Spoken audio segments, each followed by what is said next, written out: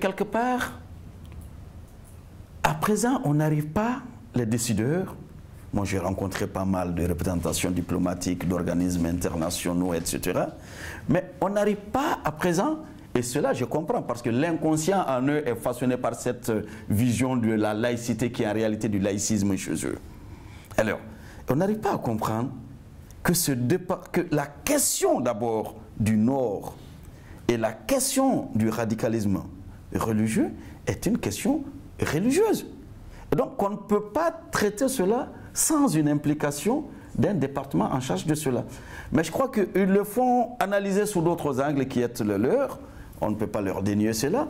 Mais quand même, nous avons certaines actions posées avec d'autres partenaires. Il y a 2 semaines, on était avec l'organisation des jeunes Sabati, et par rapport à un colloque sur la lutte contre la radicalisation.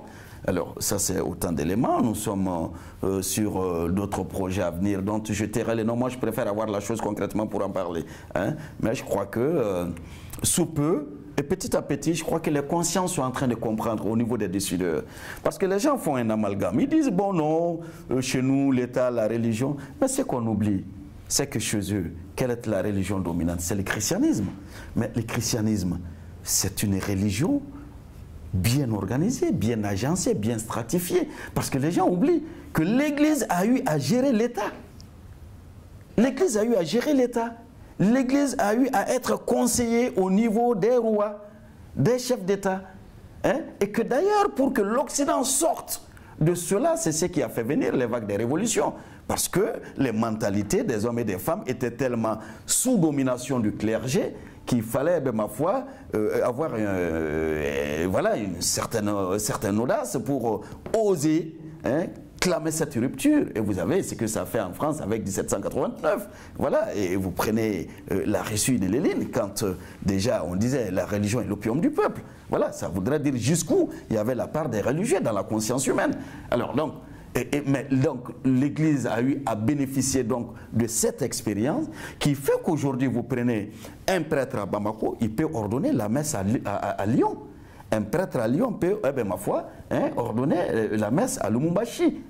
Voilà, donc il y a à chaque niveau des responsabilités dans l'Église, vous avez un décret de connaissance préacquis qui permet donc à cette confession religieuse d'être mieux organisée et qui fait qu'elle n'a pas besoin de l'État. Elle n'a pas besoin de l'État, l'Église, dans son organisation. Mais nous avons besoin parce que la religion musulmane est restée à côté. Il n'y a pas eu d'implication de l'État. Il n'y a pas eu de moyens pour lui permettre, cette religion, de ne pas être ce qu'on voit en lui. Aujourd'hui, vous prenez un imam, c'est la misère. C'est d'aller lui donner ce que le vendeur, la jeteuse de courrier vous a dit le soir d'Almeida, pour que tu réussisses dans ton journal. C'est d'aller donner le bélier blanc qu'on a dit Tcherno pour éviter les mauvaises langues. Alors, c'est ça l'imam. Aller lui donner un complet que tu aimes le mieux parce qu'il doit te faire des bénédictions ce vendredi. Non, c'est pas ça. Alors voilà, donc tant que c'est cela et qu'il y a cette misère, d'autres donc vont exploiter ça. Et c'est pourquoi même on leur reproche certaines choses de ces religieux d'être présents sur certains champs d'action-là, mais parce qu'ils sont dans la nécessité. Et puisque avant d'être imam, c'est des humains. C'est des humains et le désir matériel, les besoins de bonheur matériel, tout homme l'a cherché et tout homme le veut. Ça c'est évident. Voilà.